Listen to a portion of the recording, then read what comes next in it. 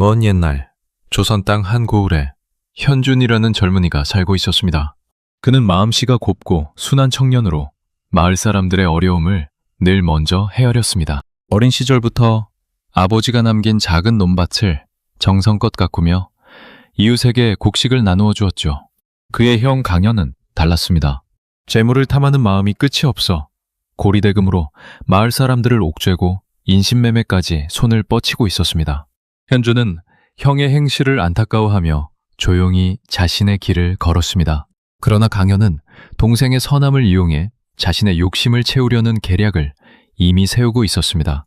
강현은 동생의 선함을 이용해 자신의 욕심을 채우려는 계략을 이미 세우고 있었습니다.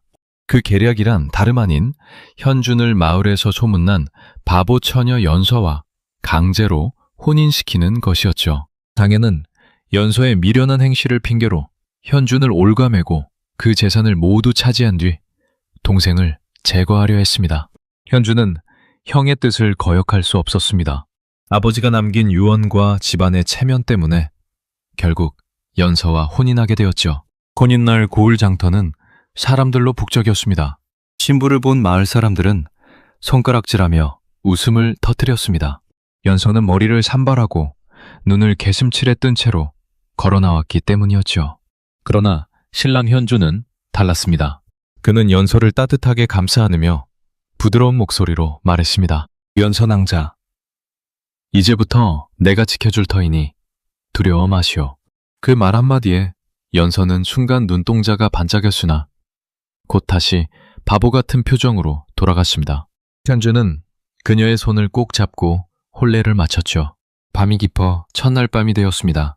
방 안에는 촛불 하나가 희미하게 타오르고 있었습니다. 현주는 연서를 마주보고 앉아 조심스레 말을 건넸습니다. 이제 우리는 부부가 되었어. 무슨 일이 있더라도 함께 이겨냅시다. 그 순간 연서가 갑자기 표정을 바꾸었습니다. 바보 같은 눈빛이 날카롭게 빛나며 그녀는 현준의 귀에 가까이 다가와 속삭였습니다. 지금 소리내면 죽어요. 현준은 순간 몸이 얼어붙었습니다. 연서는 바보가 아니었습니다. 그녀는 오랫동안 강현의 악행을 미리 알아채고 바보 행세를 해온 여인이었죠. 강현이 재산을 독차지하기 위해 동생 현준을 죽이려 사람을 보낸 사실을 이미 알고 있었던 것입니다.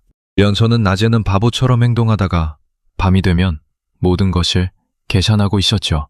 두 사람은 그날 밤 몰래 집을 빠져나왔습니다. 산길을 따라 달리며 연서는 현준에게 모든 진실을 털어놓았습니다. 강현대감은 고리대금으로 마을 사람들을 옥죄고 인신매매까지 하고 있습니다. 당신을 없애려 청부한 자객이 이미 집 주변을 맴돌고 있었죠. 현준은 충격에 빠졌으나 연서의 지혜로운 눈빛을 보고 마음을 다잡았습니다. 그대의 지혜와 내가 가진 마음이 합쳐지면 반드시 이겨낼 수 있을 것이오. 그들은 산속 오두막으로 숨어들었습니다. 연서는 낮에는 여전히 바보처럼 행동하며 추적을 피했고 밤에는 현준과 함께 강현의 죄를 하나씩 파헤쳤죠. 강현이 빌려준 돈으로 사람들을 노예처럼 부린 기록이며 인신매매 장부까지 연서의 날카로운 눈으로 찾아냈습니다. 현준은 그 증거를 모으며 마을 사람들에게 조용히 진실을 전하기 시작했습니다. 그러나 강현은 곧 두 사람의 도주를 알아챘습니다. 그는 분노에 차서 자객을 더 많이 풀었죠. 그 바보년과 동생놈을 반드시 죽여라. 내 재산을 넘보는 자는 누구도 용서하지 않겠다. 자객들은 산을 뒤지며 두 사람을 쫓았습니다. 어느 날 밤 장대비가 쏟아지는 가운데 자객 하나가 오두막을 습격했습니다. 현주는 연서를 보호하며 몸을 날렸고 연서는 재빨리 등불을 꺼트려 어둠을 이용했습니다. 그들의 합작으로 자객은 물리쳤으나 현준의 어깨에는 깊은 상처가 남았죠. 연서는 상처를 싸매며 현준의 손을 꼭 잡았습니다. 당신의 따뜻함이 없었다면 나는 진작 포기했을 거예요. 이제 우리가 함께라면 어떤 음모도 이길 수 있습니다. 현준은 고통 속에서도 미소 지었습니다. 그대의 지혜가 없었다면 나는 이미 죽었을 것이오. 우리는 진정한 부부여. 두 사람은 더욱 깊이 마음을 나누었습니다. 터럭불 앞에서 서로의 체온을 느끼며 연서는 현준에게 자신의 오랜 고독을 털어놓았습니다. 현준은 그녀의 슬픔을 따뜻하게 감싸 안았죠. 그들의 사이에는 은밀한 정이 싹트기 시작했습니다. 마치 겨울을 이겨낸 매화가 봄바람에 활짝 피어나듯 두 사람의 마음도 서서히 열렸습니다. 강연의 죄악은 점점 드러났습니다. 인신매매로 팔려간 마을 처녀들의 증언이 나오고 고리대금으로 빚에 허덕이던 사람들이 하나둘 용기를 냈죠. 현준과 연소는 증거를 모아 관아에 제출했습니다. 그러나 강연은 뇌물로 관리를 매수하려 했습니다. 그때 연서가 숨겨두었던 마지막 복선이 빛을 발했습니다. 강연이 직접 살인을 청부한 문서가 드러난 것이죠. 관아에서는 큰 소란이 일어났습니다. 강연은 체포되었고 그의 모든 재산이 몰수되었습니다. 강연은 동생을 보며 이를 갈았습니다. 니놈이 어떻게? 관주는 차분히 말했습니다. 형님의 욕심이 결국 자신을 삼켰습니다. 저는 단지 정의를 따랐을 뿐이죠. 연서는 강연을 똑바로 바라보며 말했습니다. 저는 오래전부터 당신의 악행을 알았습니다. 바보 행세는 당신을 속이기 위한 방패였죠.